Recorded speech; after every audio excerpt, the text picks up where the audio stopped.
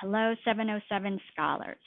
So I'm making a series of videos that are going to help you understand what the purpose of the annotated bibliography is and why we're actually keeping track of the articles that you've read. Now, one of the most important reasons is, as a scholar, having that big pile of paper on your desk is not a systematic way to do your reading.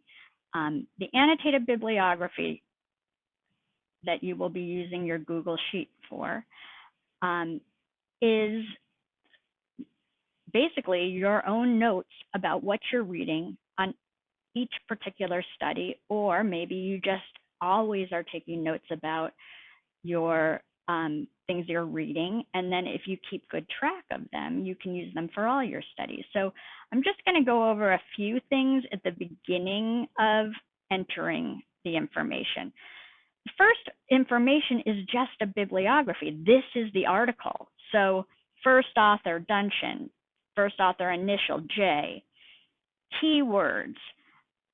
Magnet school is not necessarily the keyword that is on the article. These are useful to me. I know that this article is about a magnet school, and I've always found magnets interesting, and there's not a lot of research on that.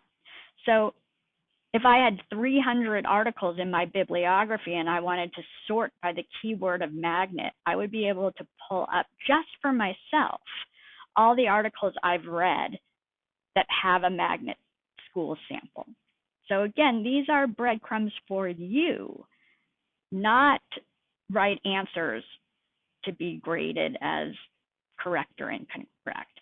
So again, the title. Now, in all of these cases, this is just the basic stuff that you could get on Google Scholar. It's just that after you've read thousands of articles, sometimes you want a way to keep track of the ones that are good enough that you want to go back and find out and review.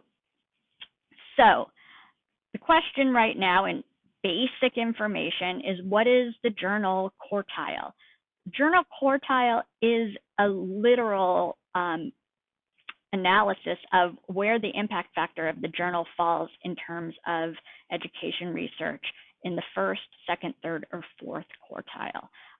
So the way we can find that out is by going to this list, which allows me to plug in the name of the journal that I'm figuring out, which is American Educational Research Journal in this case.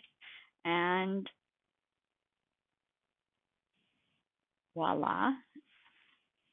And I can go and see, oh, Q1.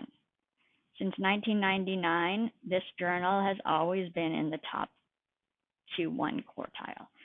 So again, does it matter? It could. There are situations where maybe you have discrepancies in findings and you want to understand which findings are more trustworthy, perhaps.